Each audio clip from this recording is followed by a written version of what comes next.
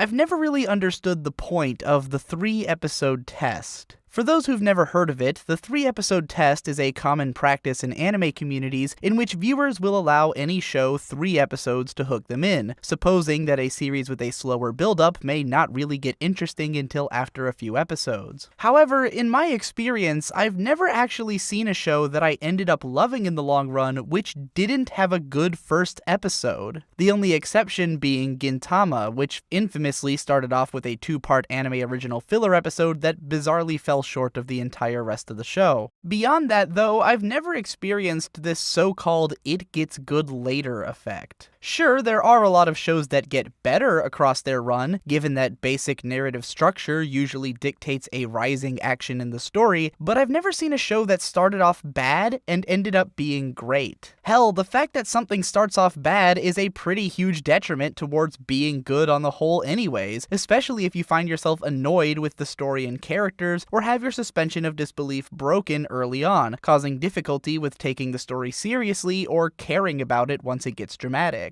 More often than not, the weaknesses that a story exhibits in the beginning are indicative of the weaknesses which it will continue to have across its run, just as the opposite is usually true of shows with strong opening episodes. Now, I have seen plenty of shows which had really strong openers only to go downhill later on thanks to writing, structure, and production issues. A good first episode isn't always indicative of a good series overall. It's just that I've never seen a show that I thought legitimately started off poor and then became great later. This seems to be an unpopular stance though, as I've been told countless times by other fans about how certain shows have weak beginnings and then get good later on. For instance, this seems to be a commonly held opinion of Steins Gate, one of the most popular and critically acclaimed anime series of the last 5 years. Personally though, I loved the first episode of Steins Gate. In fact, I loved the early part of the show so much that I considered it to be a member of my favorites list after only 4 episodes back when it was airing. Obviously, I must have seen something in the show that others weren't seeing at the time, and perhaps this is why my perspective on the idea of shows getting good later on is so different from others, and why my policy of dropping most stuff after only 1 episode is so confusing to some. After all, I asked on Twitter for my followers to tell me what shows they had loved in spite of disliking their opening episodes, and all of the shows that I liked, which were named, were shows that I liked by the end of the first episode. So in the interest of helping some of you to understand my perspective when it comes to dropping shows early, and in being able to identify a great show after just 1 episode, I'm going to write a ridiculously long video about some great and some terrible first episodes of anime, and hopefully give you some tools as a viewer to distinguish the cream from the crop even faster than you might already, bearing in mind, of course, that this is all a matter of personal taste in the long run.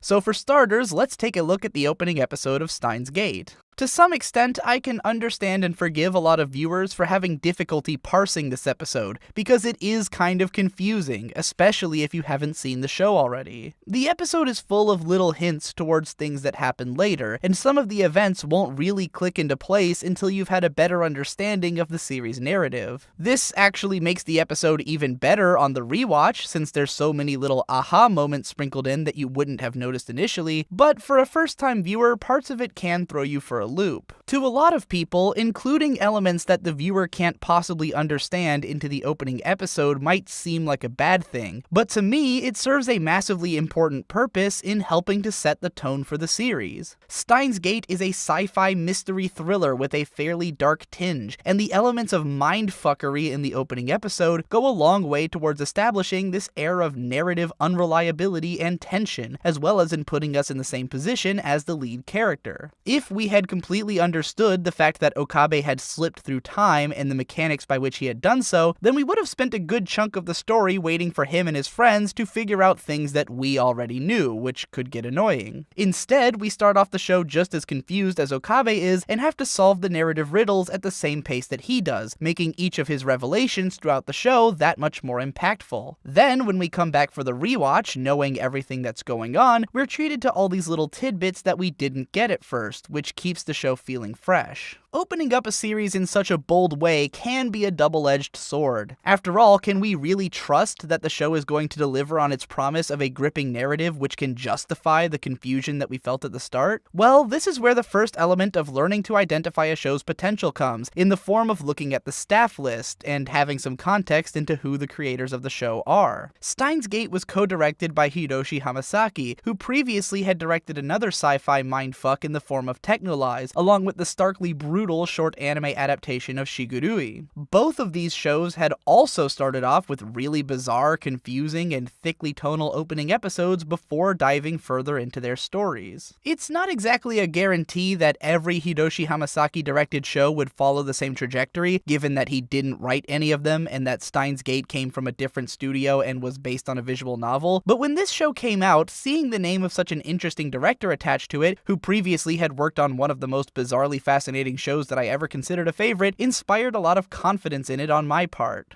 Diving into the episode itself, the opening scenes are incredibly stark and thickly tonal, starting with a sequence of semi-transparent images that look vaguely like the inside of the internet, shots of TV static, and pictures of various locations in Akihabara, all laid over heavily grainy shots of telephone wires against a stark white backdrop. All of this imagery immediately establishes Steins Gate as a techno-thriller, calling back to the visual trademarks of shows like Serial Experiments Lain, and giving a sense that this story takes place within the more mysterious and abstract parts of our technological landscape. While most viewers probably wouldn't recognize Akihabara just in the few obscure glimpses of it in this opening scene, those who do might also get an even deeper sense of the show's focus on technology, given the city's reputation as the electric town, as well as the show's heavy emphasis on otaku culture, given that Akiba is widely regarded as a sort of mecca for otaku. From there, we transition into a couple of shots of Okabe standing on the roof of a building, which are filmed at uncomfortable Dutch angles, further establishing this sense of tension and stress, which is only amplified by the lack of music and abundant atmospheric sound effects, which will be common elements throughout much of the episode. When we finally see head-on shots of our main characters, it is with harsh, blown-out lighting and against a pale sky, and each shot is framed in such a way as to make them look overly white and washed out. This aesthetic of harsh, blown-out lighting is upheld as we transition to the streets of Akihabara, filmed once again at Dutch angles, wherein some of the buildings seem to simply evaporate into the atmosphere as they get further from the camera. There's something unsettling about how this entire scene is colored, as though the boundaries of reality have become opaque and uncomfortable. All of this is to say that Steins Gate does an excellent job of generating a sense of mystery and suspense in its audio-visual design alone, which sets you up for the unnerving nature of the episode's midsection as soon as the episode begins. It's pretty rare for any anime series to put so much effort into setting such a thick and unique audio-visual tone right off the bat, and most of the ones that do are fantastic, so at this point it's already pretty clear that we're potentially looking at an ambitious project.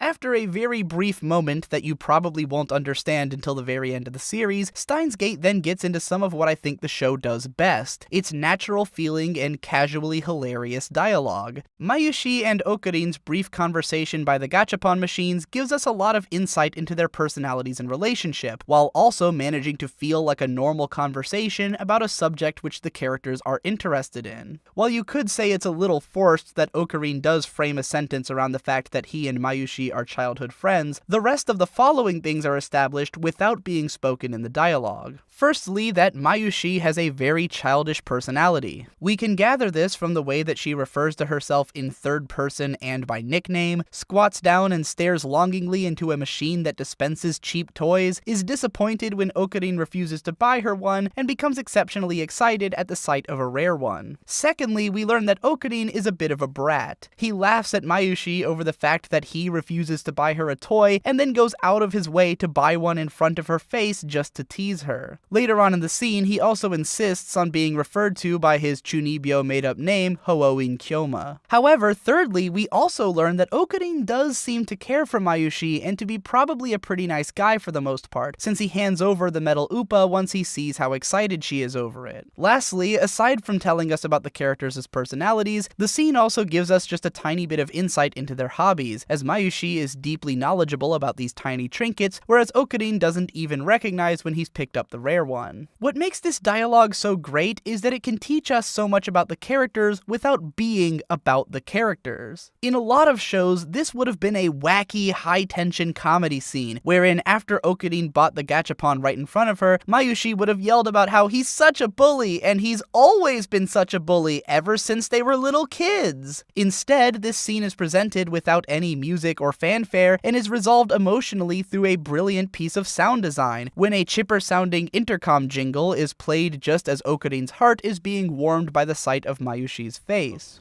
ありがとう、オカリン。だから法院今日も。これより8階ホールにて。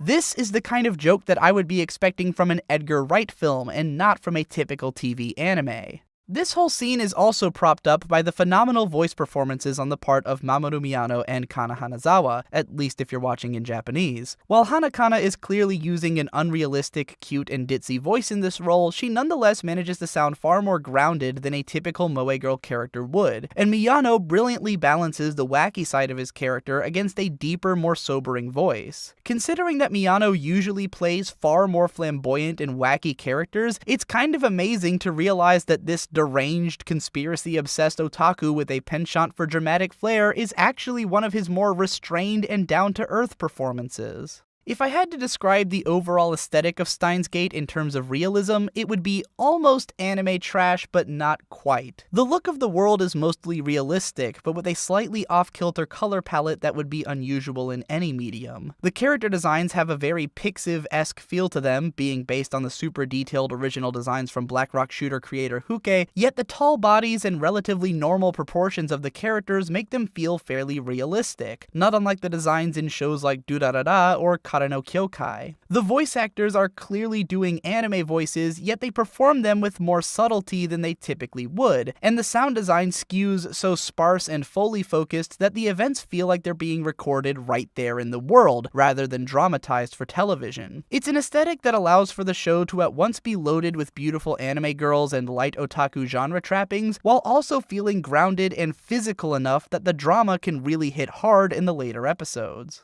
Following the Metal Upa scene, the next 6 minutes or so would probably be especially confusing for first-time viewers, but they do provide some little hints as to the nature of what's going on. For starters, Okarin is attending some sort of panel on the nature of time travel, which ought to clue us in right away that this will be a relevant aspect of the story. Particularly of interest is that Okarin brings up the John Titor story, which was a real-life internet hoax of the early 2000s, perpetuated by a man who claimed to be a time traveler from the year 2036. Aside from the fact that certain elements of the story in Steins Gate are directly based on the John Titor story, making references to it gives us an interesting frame of reference into where the series is coming from, i.e. that it's the kind of story where an internet sci-fi hoax from the early 2000s would be relevant to the plot and characters. Internet and science fiction culture both play very big roles in Steins Gate, and a huge part of how the main characters interact is based on their breadth of pop cultural knowledge and vested interest in the subjects that they find themselves involved with in the story. Knowing that Okarin is obsessed enough with time travel to be so familiar with the John Titor story is a telling part of his character, especially for any viewers who have heard of the story prior to watching the series. Okarin is then dragged into a particularly confusing conversation with Makise Kurisu, which is mostly confusing for the reason that all of the characters involved are as confused as the viewer is. For whatever reason, Kurisu seems to think that Okarin was trying to tell her something 15 minutes ago, whereas Okarin doesn't seem to remember anything of the sort. Neither of them really knows who the other is, and Okarin's reaction to the situation is to play up his persona as a mad scientist on the run from an evil organization, which Kurisu seems to see through pretty easily, but still doesn't get any answers out of talking to him. As weird as this scene feels in the moment, I think that the rest of the episode makes a pretty good case for the viewer to try watching it over again, especially for viewers who were watching the series at the time that it was airing. As the episode goes along, we can kind of piece together that what we are experiencing is an unclosed time loop, wherein Okarin witnesses Kurisu's murder, then goes back in time to warn her about the murder, thereby causing her to take an action which ends up preventing attempting it. If this all seems terribly confusing, that's because Steins Gate operates on the parallel universes theory of time travel, and the time loop fucks with our basic understanding of events as happening in a linear sequence. If you can figure this out just by watching and rewatching this episode once or twice, then you've pretty much figured out exactly what this show is about, and from there it's just a matter of having the dramatic stakes ramped up later on. Even amid the confusion of these scenes, we still get a lot of insight into Okarin's character. For one, we get the sense that he's a total weirdo and social recluse who's trying very hard to be cool, but it's obviously just an act, which Kurisu easily sees through. Coming back to this episode after knowing more about Kurisu's personality makes it obvious that she probably deals with people like this all the time, given that she's big into Japanese internet culture. We also get a sense of Okarin's social class when Mayushi tells him that the metal Upa can be sold online for 10,000 yen, which is less than $100. This number doesn't just excite Okarin because his lab is apparently dirt broke, but he even considers it enough money that he can buy what he describes as science equipment with the money. You might not come to this conclusion immediately, but given what legitimate science equipment would probably cost, it's pretty obvious that he's really talking about thrifting around for random bullshit which he can use for his home experiments. Again, this is all dialogue that tells us about Okarin's character without really being about him. Finally, the scene rounds off with Okarin witnessing Makise Kurisu's dead body, followed by a bunch of trippy imagery back in the streets of Akiba, wherein time and space seem once more to evaporate around the edges as Okarin loses grip on and trust in reality. This is the last piece of the puzzle for setting up what Steins Gate is, a technology-based thriller with an emphasis on time travel, characters who are strange, obsessive otaku, and a bit of murder mystery and psychological mindfuck thrown in for spice. It's only appropriate then that with all of these pieces in place, we finally cut to the opening theme, which is energetic, fun, and cool, and has a video that suggests all kinds of trippy time and reality fuckery yet to come.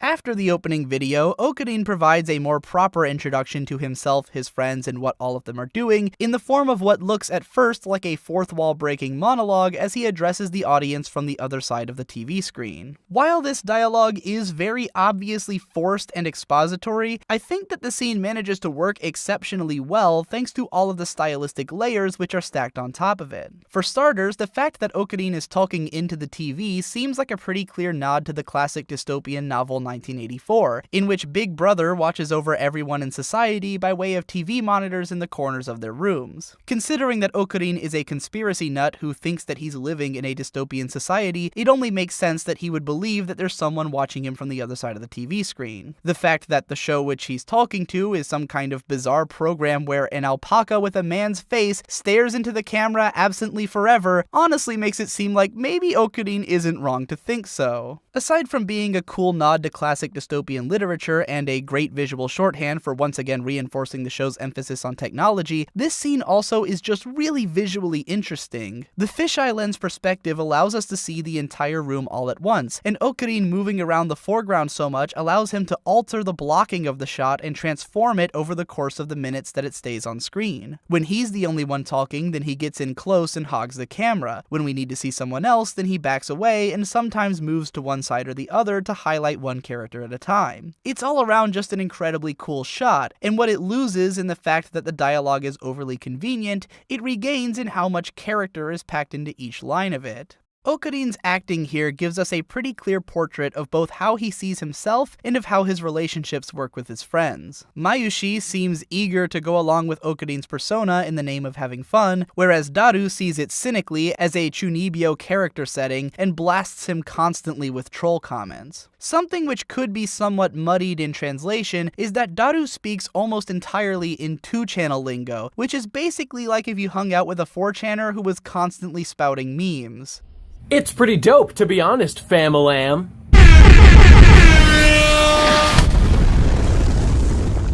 Daru's dialogue particularly brings home the fact that this show is steeped in otaku and internet culture, with his talk of waifus and settings, and we also learn that Mayushi is a resident cosplay expert to boot. Sprinkled throughout the following scene is a mixture of offhand philosophical dialogue as the characters ponder whether their reality is real or if they're really the ones inside a monitor being watched by Alpaca Man, character and relationship building between all three of the lab members as they bounce insults and ideas back and forth, and important plot details as Okarin becomes disturbed by the discrepancies in his memories while looking at a news report about a crashed satellite. My favorite detail in this scene, though, is when Daru breaks out a toy laser gun and uses it to change the channels on the TV. In this brief moment, it becomes apparent that for all of these characters' goofiness, they probably do know at least enough about engineering and technology that they can build rudimentary devices in special DIY fashion. When Okarin refers to this laser gun as futuristic machine number 1, it starts to feel like what these guys probably do most of the time is scavenge random appliance parts and repurpose or modify them into fun, wacky gadgets. The rest of the episode mostly serves to reinforce all of the things that I've talked about with even more fun dialogue and minor character details, such as Okarin trying to argue with his landlord over a less than $10 TV repair fee, and Mayushi revealing that she's the only one in the gang who seems to have any sort of allowance. Minor stuff aside though, there are two other important pieces of information to pick up before the climax. Firstly, that when confronted about why she continues to hang out with a loser like Okarin, Mayushi claims that she serves an important role as his hostage. This at first seems like just some ditzy character setting aspect, but then later on, when Okarin sees her looking up at a tree, we get a flashback to her doing the same thing in front of a large headstone. From this, it seems likely that Mayushi hangs around with Okarin and acts so childishly out of some kind of emotional trauma that she's experienced due to someone's death, and that maybe Okarin is playing more of a caretaker to her than it first appears. Secondly, the scene with the gel banana makes it evident that as goofy and ridiculous as the lab's machines may be, they do seem to be producing some kind of unnatural results. The gel bananas are taken as equal parts useless and harmless by the characters, yet they still work as evidence to the fact that these kids might be onto something. From there, the episode rounds off on a couple of quick twists and turns. It's revealed that Okarin's text message seems to have traveled a week back in time, having been cut into thirds in the process, and then we find out that Makise Kurisu is very much alive and kicking. This is what I meant when I said that the episode gives you enough to go on that you might have gone back and rewatched it to try and figure out what was going on before episode 2 came out. Knowing what we know at the end gives a lot of insight into what was going on before, and makes it a lot easier to pick up on where the story is going after just this one episode. So, taking stock of what we've discussed so far, I think it's pretty clear that the first episode of Steins Gate had a lot going for it. The characters were firmly established in their personalities and relationships from the get-go, and their back-and-forth rapport was a blast to listen to thanks to excellent writing and voice acting. We've got callbacks both to classic science fiction stories and to more contemporary internet conspiracy stories and message board culture, which creates a fairly unique kind of tone for a modern sci-fi story. There's a plethora of well-directed scenes, memorable imagery, and even funny moments of sound design, suggesting a carefully handled production, alongside bold choices being made from very early on in the name of creating the kind of atmosphere which would be most beneficial to the storyline. Top all of that off with gorgeous character designs, a pretty cool setting for those who worship at the altar of otaku, and all kinds of hilarious details like the Alpaca Man TV show and futuristic device number 1, and there's more than enough going on in this episode to suggest the possibility that this show was going to be great. Now, none of this is to suggest that it was obvious from this one episode that Steins Gate would eventually be as good as it ended up being, nor is it to say that I even picked up on half of this stuff when I watched the show for the first time. The post that I wrote about it on my blog back in 2011 mostly talks about how cool it is that the show is weird and confusing and reminded me of Welcome to the NHK, but then my writing was pretty fucking terrible back then. Still, the point I'm getting at here is that if a new season of anime started up and I was looking at this opening episode next to all the other ones that came out, I'm pretty sure that this one would have blown just about everything else out of the water. Even if I had no idea what was going on in the story and was just kind of drinking in the episode's wall of eccentric information, the fact that a show would start off with so many points of interest would have had my attention immediately. There's no way in hell that I ever would have dropped Steins Gate after just the first episode, because it probably would have been one of the most interesting things on TV at the time. Although, in fairness, spring 2011 was actually a really solid season with a lot of really good first episodes to go around. So alright, we've made the case now that the first episode of a great show will probably lay a lot of the groundwork for what's good about the series as a whole. But what about when the first episode is something really weird that throws the audience for a loop and doesn't seem to have anything to do with the story, even though it turns out to be a good show? And what would an unconvincing first episode look like from a show that never quite makes it to the level of being great? I'll be tackling both of these questions as this video series continues, so be sure to stick around on my channel if you want to learn more. If you haven't had enough of my voice yet, then be sure to check out the Procrastinators podcast, which I do with my friends once a week, and subscribe to my vlogging channel, where I constantly bitch about everything. Also, if you want to help me to keep my channel going, then consider supporting me via Patreon by using the links below. Thanks again for watching, and I'll see you in the next one.